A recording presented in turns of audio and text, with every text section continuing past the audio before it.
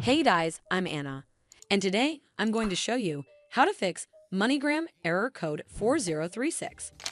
So first of all, you need to make sure you're connected to a strong internet connection. Open up Safari browser on your mobile device and then search for Speed Test right over here. Here on this page, you need to tap on Run Speed Test.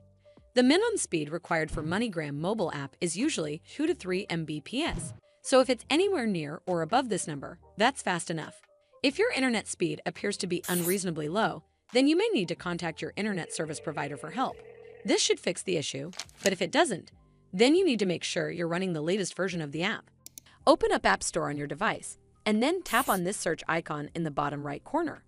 Then search for the MoneyGram mobile app, and if you see this update button right next to the app name, simply tap on it to make sure you're running the latest version of the app.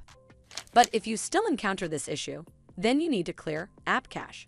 Go to your device settings and then scroll all the way down to General and tap on it. Then tap on iPhone Storage.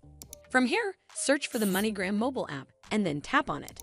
Once you're on this screen, you need to tap on Offload App. Tap again to confirm.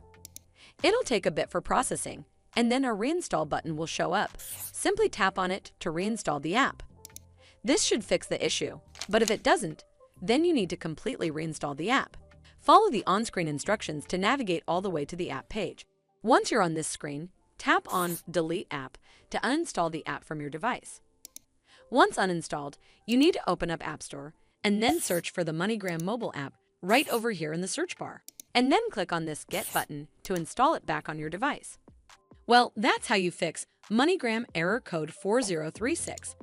I hope you found this video helpful, and if you did, make sure you give it a thumbs up to see more videos like this, and don't forget to hit that subscribe button.